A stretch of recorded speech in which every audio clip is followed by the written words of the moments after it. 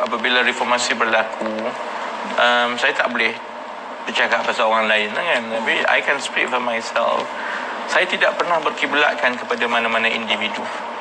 Saya sayang kepada Anwar Ibrahim kerana kecekalan dia melawan kezaliman.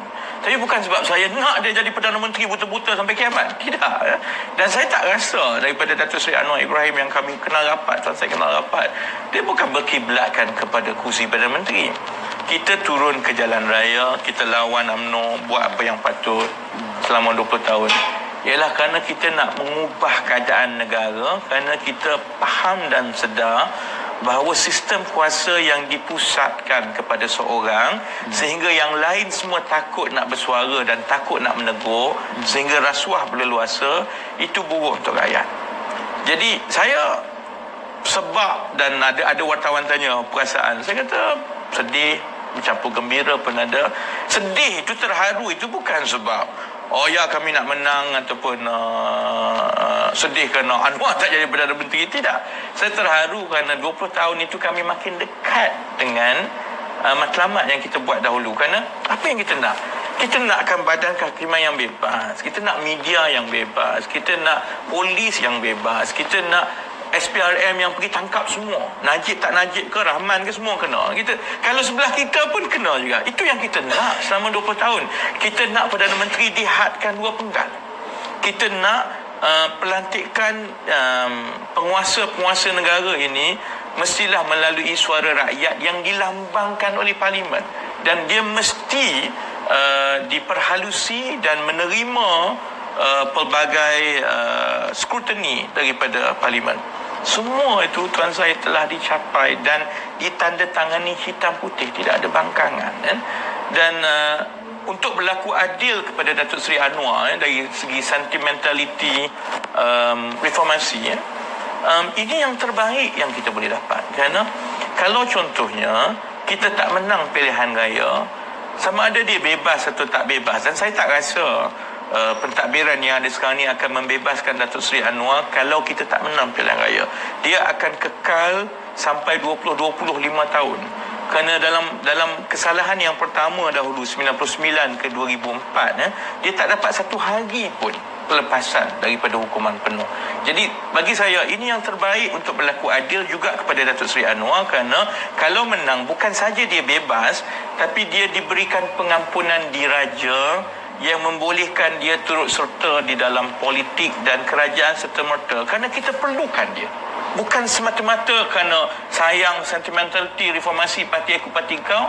Kita berlaku adil kepada dia, kita juga berlaku adil kepada masyarakat, kerana penyertaan serta-merta Datuk Seri Anwar di dalam kerajaan itu akan membantu golongan pentadbir dan pimpinan kerajaan yang ada masa itu untuk mengemudi kerajaan dan negara daripada masalah yang ditinggalkan oleh Datuk Seri Najib. Jadi saya faham sentimentality, saya faham imbauan 20 tahun yang lalu yang kena pukul, yang masuk. Tapi kalau kita marah dengan dia tidak ke mana. I mean, anger burns you inside. Dan saya rasa orang selepas 20 tahun tak ada apa nak marah nak. I mean, apa-apa kesalahan yang dibuat oleh sesiapa yang berkuasa dahulu, kita maafkan, dan yang itu dijawab dengan Allah bagi saya. Dan kalau Datuk Seri Anwar dah maafkan, saya tak nampak yang lain-lain lebih-lebih ni, terutamanya Rahman Dahlan. Apa yang dia bukan kena pukul kan? Jadi sebab itu bagi saya ini satu pengakhiran yang baik kepada satu kisah yang panjang.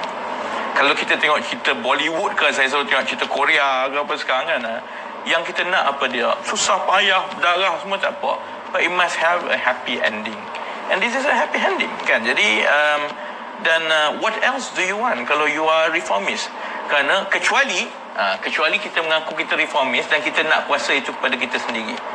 But saya rasa semangat yang membolehkan kita tanda tangan muafakat hari itu ialah semangat yang mana melonjakkan reformasi tahun 1998. Kerana people like you, people like me, kita bukan masuk politik because of politics, kita terpanggil.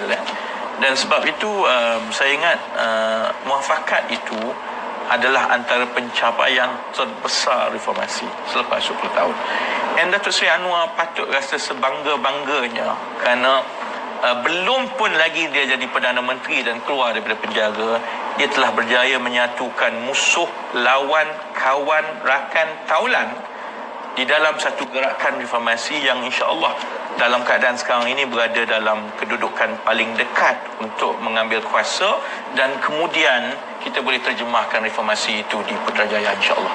YB last ya, sikit sebab saya kena tanya ni. Ada juga yang menyerang lah, yang mengatakan bahawa walaupun kita tahu aspirasi reformasi dan Datuk Seri Wan Azizah sendiri begitu kan, adanya jiwa mereka. Tetapi sekiranya ada berlaku senario Datuk Seri Anwar Ibrahim dilantik sebagai Perdana Menteri, timbalan dia adalah Datuk Seri Dr. Wan Azizah. Apakah itu boleh berlaku dan menyebabkan nanti timbul isu orang kata kronisme dan sebagainya lah. Mereka yang kenal Kak Wan tahu bahawa kalau dia ada peluang sehari pun untuk berehat daripada perjuangan yang lama yang dia tidak pilih secara sukarela, she will choose to graciously retire. Saya ingat keluarga Datuk Seri Anwar dan juga keadilan tidak gila untuk meletakkan ada Perdana Menteri dan timbalan Perdana Menteri di antara suami dan isteri. Kak Wan sebagai Ketua Pembangkang dan sebagai ahli politik ialah lambang kepada perjuangan keseluruhan besar reformasi, dan saya ingat kalau tiba masanya beliau lebih daripada gembira untuk bersara dan berehat dalam keadaan beliau telah menjadi wanita yang paling cemerlang dalam politik negara, kerana dalam tempoh 20 tahun itu beliau bertahan sehingga boleh bawa ke sini. What else she wants? Dan kita dan saya kenal dia, motifnya bukan untuk dia jadi menteri dan sebagainya. Jadi saya tak nampak perkara itu akan berlaku lah kalau ditakuti lah. Jangan bimbang. Mustahil lah saya ingat Kak Wan ini boleh dekat jadi Rosmah. Jadi kalau pun dia jadi timbalan Perdana Menteri pun dia tidak ada bahaya yang kita takut kalau Datuk Seri Rosmah jadi menteri ke apa kan. Dan dalam keadaan itu pun saya yakin bahawa beliau akan memohon untuk diizinkan bersara tiba dan kalanya apabila Datuk Seri menyertai kerajaan pada kesesuaian yang membolehkan bahawa peralihan itu berlaku baik. So I don't think it's even a risk. It's definitely not a risk.